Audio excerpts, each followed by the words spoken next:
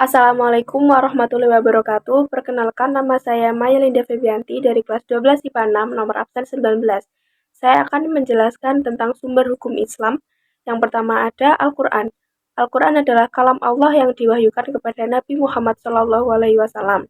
Tulisannya berbahasa Arab. Dengan perantaraan malaikat Jibril, Al-Quran juga merupakan hujah atau argumentasi kuat bagi Nabi Muhammad SAW dalam menyampaikan risalah kerasulan dan pedoman hidup bagi manusia, serta hukum-hukum yang wajib dilaksanakan.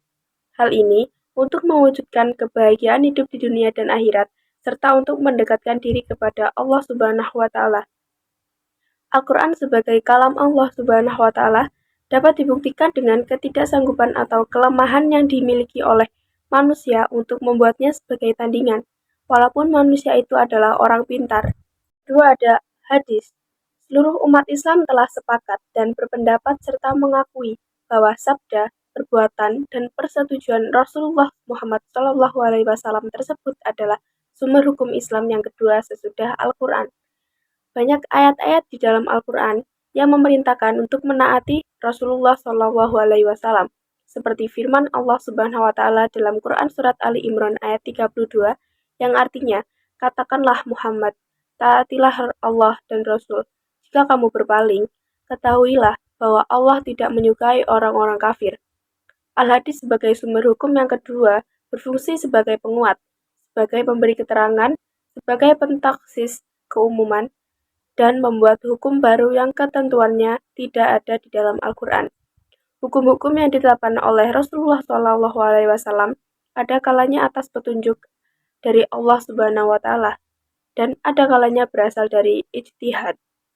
Ketiga ada ijma. Imam Syafi'i memandang ijma sebagai sumber hukum setelah Al-Quran dan Sunnah Rasul. Dalam Moraref atau portal akademik Kementerian Agama, bertajuk Pandangan Imam Syafi'i tentang ijma sebagai sumber penetapan hukum Islam dan relevansinya dengan perkembangan hukum Islam dewasa ini, karya Siti Fauziah Tunai. Ijma adalah salah satu metode dalam menetapkan hukum atas segala permasalahan yang tidak didapatkan di dalam Al-Quran dan Sunnah. Sumber hukum Islam ini melihat berbagai masalah yang timbul di era globalisasi dan teknologi modern. Jumhur ulama usul fikih yang lain seperti Abu Zahra dan Wahab Khalaf merumuskan ijma dengan kesepakatan atau konsensus para mujtahid dari umat Muhammad pada suatu masa setelah wafatnya Rasulullah SAW terhadap suatu hukum syara mengenai suatu kasus atau peristiwa. Ijma dapat dibagi menjadi dua bentuk, yaitu ijma syar'i dan ijma sukuti. Ijma syar'i atau lafzi adalah kesepakatan para mujtahid baik melalui pendapat maupun perbuatan terhadap hukum masalah tertentu.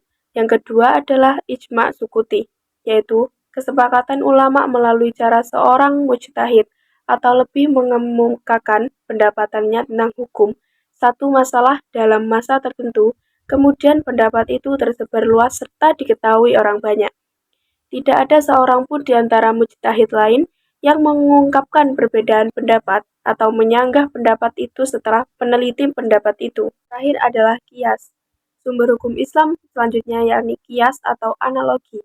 Kias adalah bentuk sistematis dan yang telah berkembang vari ra'yu yang memainkan peran yang amat penting. Sebelumnya, dalam kerangka teori hukum Islam Al-Syafi'i, kias menduduki tempat terakhir karena ia memandang kias lebih lemah. Dan penjelasan dari saya tentang hukum dalam Islam. Bila ada kesalahan, mohon maaf. Wassalamualaikum warahmatullahi wabarakatuh.